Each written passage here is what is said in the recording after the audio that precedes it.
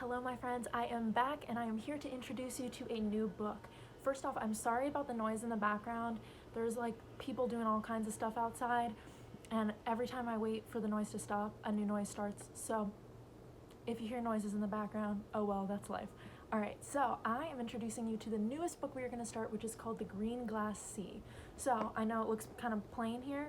It actually has a really beautiful cover, which you'll be able to see in the thumbnail image on the videos. But that cover, since this is a hardback, the cover was on a dust jacket that, since I've had this book since I was in 4th or 5th grade, the dust jacket has since disappeared. But you can see the pretty, this way, the pretty shiny title on the side I think is awesome. But yes, this book is called The Green Glass Sea, and this is a historical fiction novel.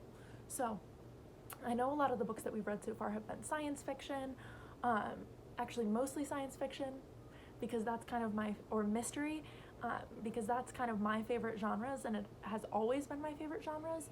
But when I was a kid, I read a lot of historical fiction. So this book is a historical fiction, and if you forgot what that genre means, it means that it's a fictional story, it's made up, but it's set in a past time, and some of the events or some of the characters might be real. So it's kind of almost like a based on a true story type of thing, but it's set in the real past. So seriously, the noises in the background, like I just heard somebody using a saw, and then now there's like a weird car alarm. I have no idea what's going on. It's very distracting to me. Oh well.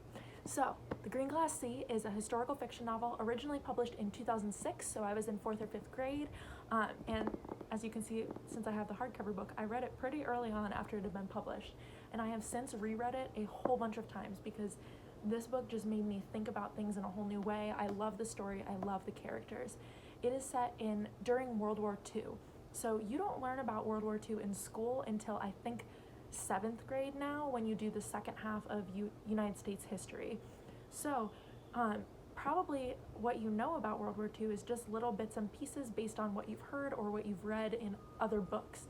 But this book is set in the United States during World War II, and it is set in a place where a lot of scientists are all living in one community, and they're working on a big project that's supposed to make a big difference in the war. So we find out about that throughout the book, but it's not focused on those grown-up scientists because, you know, like there's plenty of books about grown-up scientists, right? It's focused on their kids, which I think is awesome, and it gives a really interesting perspective into what life was really like, because when we hear about history, a lot of the times we just learn about the big events, like there was a war, these countries were fighting each other, then this happened, and then this happened, and then the war was over, right? We just learn the sequence of events. We might learn about some famous people along the way, like who the president was or who was in charge of another country.